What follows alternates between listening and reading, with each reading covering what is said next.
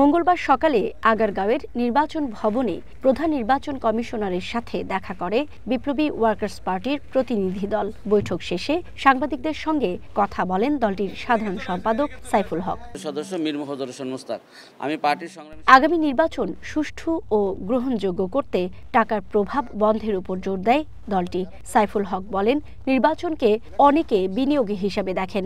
এই প্রবণতা রোধ না করা গেলে আগামী নির্বাচন প্রশ্নবিদ্ধ হবে।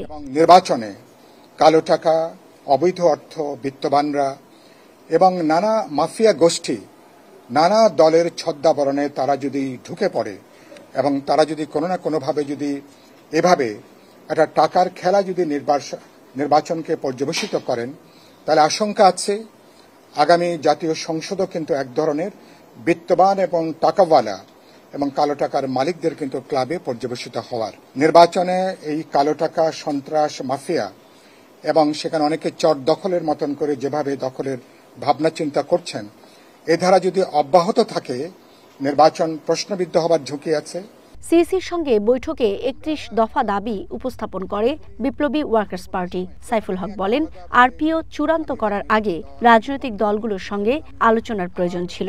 নির্বাচন কমিশনের সক্ষমতা ও মর্যাদা বৃদ্ধি করাই এখন সবচেয়ে বড় চ্যালেঞ্জ।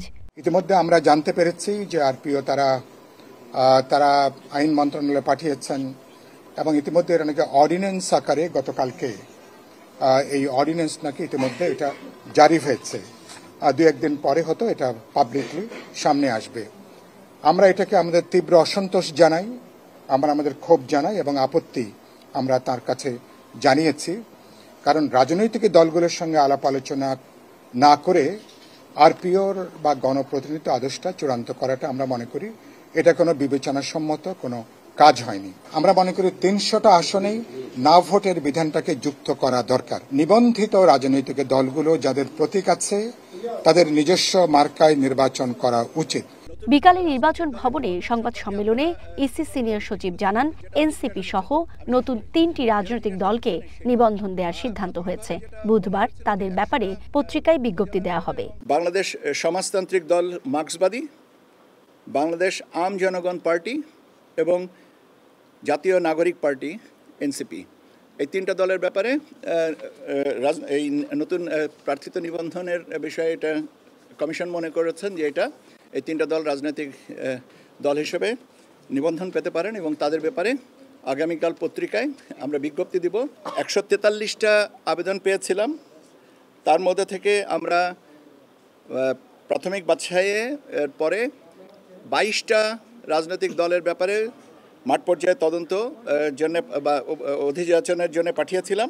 বাংলাদেশ নেজামে ইসলাম পার্টি, তাদের ব্যাপারে মাননীয় হাইকোর্টের দায়েরকৃত রিট একটা আবেদন আর রায় প্রাপ্তির পরে এটা সিদ্ধান্ত নেওয়া হবে। বাকি যেগুলো আছে 7টা দলের ক্ষেত্রে আমরা বলেছি যে না, তারা কোয়ালিফাই করেন না, মিনিমাম রিকোয়ারমেন্টকে ফুলফিল করেন না। আগামী 12ই নভেম্বরের মধ্যে দাবি আপত্তির সময়সীমা নির্ধারণ করা হয়েছে। নির্ধারিত সময়ের মধ্যে প্রাপ্ত তথ্য পর্যালোচনা করে কমিশন চূড়ান্ত সিদ্ধান্ত নেবে বলে জানান ইসি সচিব। এর ধারাবাহিকতায় পুনঃ তদন্ত। সুকন্যা আমির, ওয়ান নিউজ, ঢাকা।